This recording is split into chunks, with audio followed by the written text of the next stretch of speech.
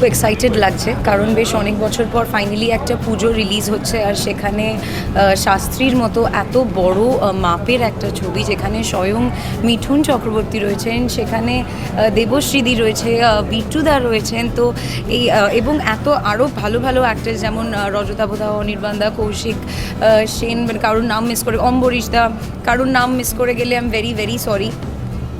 কিন্তু এত ভালো অ্যাক্টার্সদের সাথে আমি তাদেরই এই ছবিটার পার্ট, তো সব মিলিয়ে খুব ভালোই লাগছে, এবং hoping for a better future also, hoping for a good release and hoping for a better future.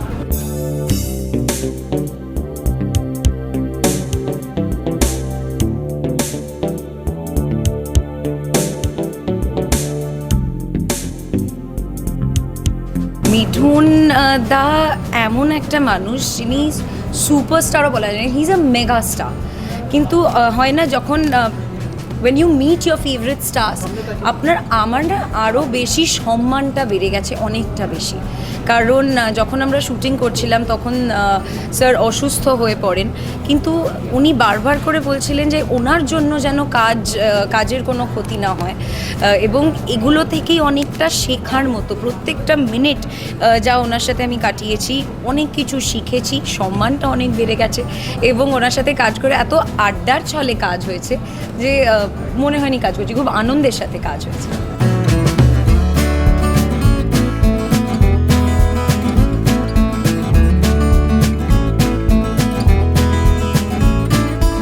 আজকে যে ট্রেলার লঞ্চ হচ্ছে, আমি খুব আশাবাদী। আমার মনে হচ্ছে শাস্ত্রী একটা অন্য ধরনের গল্প, এরম ধরনের গল্প বোধহয় বাংলা ছবিতে হয়নি। তো সেক্ষেত্রে আমার মনে হয় মানুষের হয়তো পছন্দ হবে এই ছবিটা।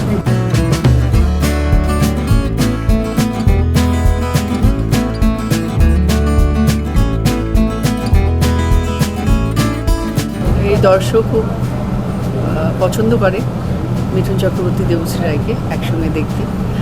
তো আবারও এতদিন পর একসঙ্গে ছবিটা করলাম, যদিও খুব কম সময় আছি পুরো ছবিতে, কিন্তু ভীষণ ইন্টারেস্টিং, মানে চরিত্রটা ইন্টারেস্টিং, এবং অফকোর্স মিঠুনদা আছে, একটা অন্যরকম কাজ করার মুহূর্তগুলো। কারণ আমি যখনই মিঠুনদার সঙ্গে ছবি করি, মিঠুনদা আছে, আমি জানি খুব হই হই করে শুটিংটা হবে, ভালো করে কাজ করবো।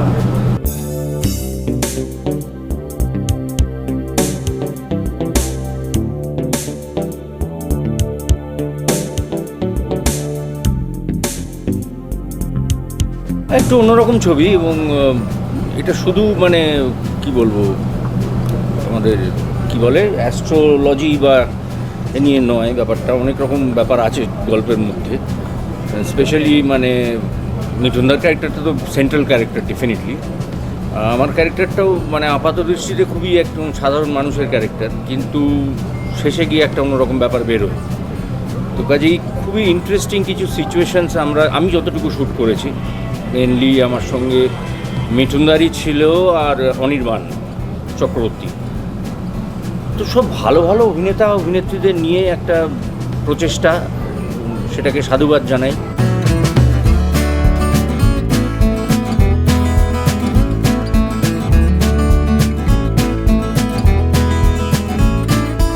মিঠুনদার সঙ্গে কাজ করাটা চিরকালের মজার, মানে ওরম মানুষ খুব কম আছেন যিনি মন খুলে অন্য লোকের প্রশংসাও করতে পারেন, আবার ভালো না লাগলে সেটা মুখের ওপর বলেও দিতে পারেন। তো এই ধরনের মানুষ খুব কমে যাচ্ছে আজকের দিনে। সবাই তুষ্ট রাখার জন্য অনেক রকম সামনে কথা বলেন, পেছনে অনেক রকম শুনি। তো এই মানুষটার সঙ্গে যতদিন কাজ করেছি খুবই ভালো কেটেছে এবং চিরদিন মনে থাকবে। একটাই কথা বলবো, এখন যা সময়ের মধ্যে দিয়ে আমরা যাচ্ছি, তাতে একটু নিজের জন্য আনন্দ খুঁজে নেওয়াটা খুব জরুরি। নাহলে একটা অদ্ভুত অস্থিরতা আজকে সমাজকে গ্রাস করছে, যেটা হতে দেওয়াটা নিজের জন্য ক্ষতিকর। এবং নিজে যদি ভালো না থাকবেন, আপনারা নিজেরা যদি ভালো না থাকবেন, তাহলে অন্যকে ভালো রাখতে পারবেন না। তো কাজেই সবের মধ্যে একটু আনন্দ খুঁজে নিন প্লিজ।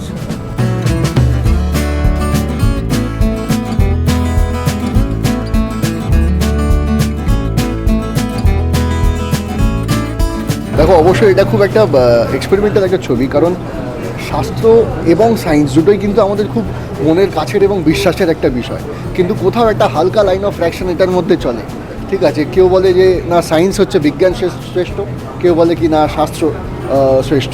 এবং আমার ক্যারেক্টারটা খুব টাফ একজন, মানে যেখান থেকে যার থেকে ইন্সপায়ার্ড মিস্টার দেবীপ্রসাদ দুয়ারি। ঠিক আছে, যেখানে পুরোটাই বলাই হয়েছে, তোমরা ট্রেলারে দেখতে পেয়েছো যে আমি সৈকত মজুমদার বাই প্রফেশন অ্যাস্ট্রোফিজিসিস্ট। তো এখানে এবং মিঠুন আঙ্কেল এমন একজন ব্যক্তিত্ব যিনি পুরোটাই শাস্ত্র নিয়ে এগিয়ে চলেছেন, এবং সেখানে বক্তব্য হচ্ছে একটা যে শাস্ত্রের এগেনস্টে বলে কিছু নেই, কিন্তু যে বা যারা শাস্ত্রকে কী বলবো মানে প্রফেশনাল ওয়েতে ইউজ করছেন, মিসলিড করছেন মানুষকে, এটা হয়তো সেইখানে সেই লড়াইটা মানে বিজ্ঞান বনাম জ্যোতিষ অর্থে সেই সমস্ত ভণ্ড অ্যাস্ট্রোলজারদের সেখানে তাদেরকে এক্সপোজ করে, এবং সেটা নিয়েই আর কি লড়াইটা এগিয়েছে। বাকি এইটুকু শুধু বলতে পারি। এবং অবশ্যই চুমকি আন্টি আর মিঠুন আঙ্কেলের যে 16 বছরের যে জুটিটা আজকে লম্বা গ্যাপ ছিল, সেটা যে আজকে ফিরেছে, তার জন্য আমরা সমানভাবে, তোমরা, আমরা এবং সাধারণ দর্শকও, তারাও কিন্তু সমানভাবে উৎফুল্ল উৎসাহিত। এবং এটার নিদর্শনটা হোক 8 তারিখে ছবি রিলিজ আছে, যখনই রিলিজ হবে তার প্রতিফলনটা আমরা দেখতে পাই। এই এক্সাইটমেন্টটা নিয়ে আমরা সবাই সিনেমা হলে যাই এবং ছবিটা হিট হোক, এটাই চাই।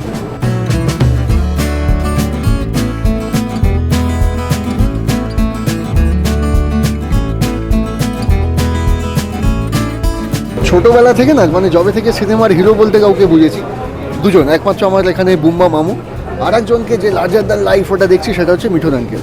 এবং তারপর থেকে সেই মানুষটার সঙ্গে এমন একটা সম্পর্ক হয়ে গেছে বিভিন্ন ক্ষেত্রে।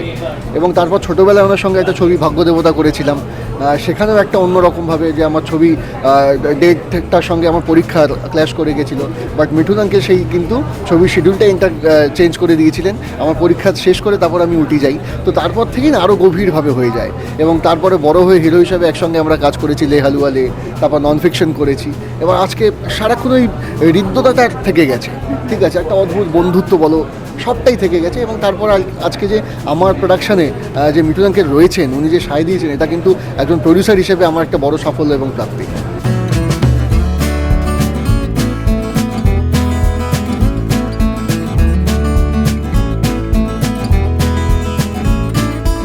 আমি একদমই জ্যোতিষে বিশ্বাসী নই, আমি জ্যোতিষ ভাগ্য কোনো কিছুতে বিশ্বাসী নই।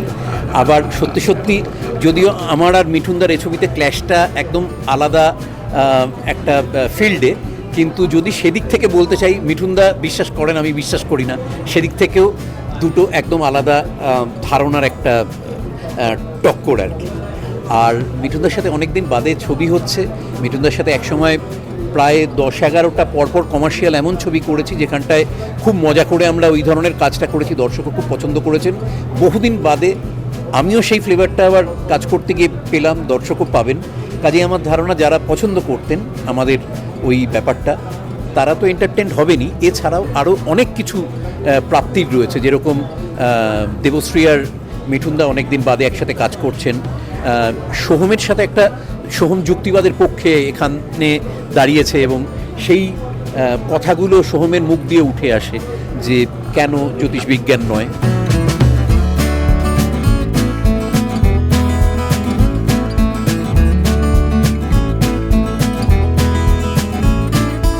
এই ছবিটা আমার কাছে একজন মানুষ যখন এক্সপ্লয়েটেড থাকে, যখন তার ক্ষমতা থাকে না, যখন সে বিভিন্ন রকমভাবে সমাজের হাতে মার খায়, সে যখন ওইগুলোর বিরুদ্ধে ঘুরে দাঁড়াতে না পেরে ভাগ্যের হাতে বারবার কখনো লটারি, কখনো হাতের আংটি, এইগুলোর দিকে ঝোঁকে, তারপর যদি এমন কোনো সময় আসে যে সে ওই ক্ষমতাটা পেল, যখন তার আর এগুলো নিয়ে ভাবতে হবে না, সেইগুলোকে কমব্যাট করতে পারবে, অনেক সময় দেখা যায় সেই ফ্র্যাঙ্কেনস্টাইন হয়ে উঠেছে, সে সেই একই অন্যায়গুলো করছে।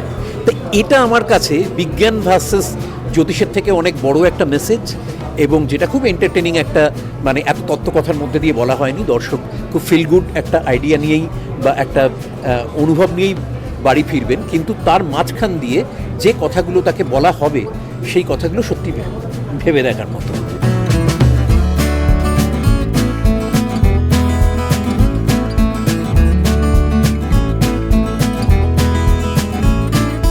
মানে এই ছবিটা আমার কাছে প্রায় 2-3 বছরের একটা জার্নি, কারণ এই ছবিটা নিয়ে আমি অনেক জায়গায় ঘুরেছিলাম। তো আমি ধন্যবাদ জানাতে চাই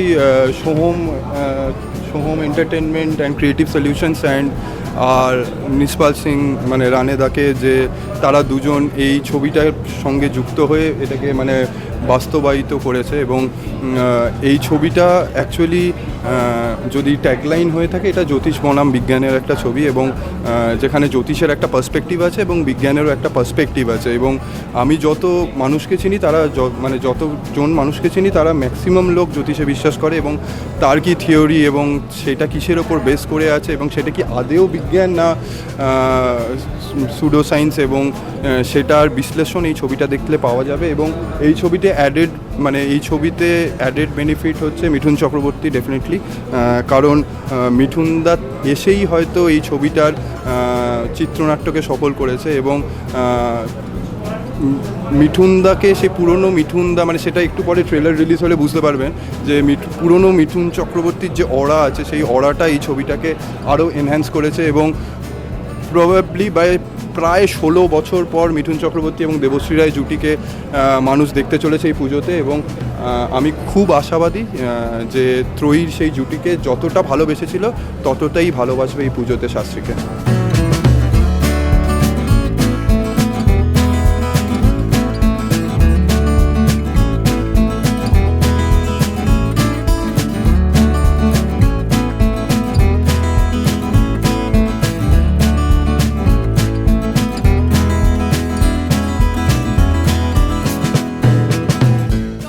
latest update, gossip and entertainment পেতে সাবস্ক্রাইব করুন শুধুমাত্র সিটি সিনেমা, আর ফলো করুন সিটি সিনেমার Instagram, Facebook, Twitter and ShareChat page.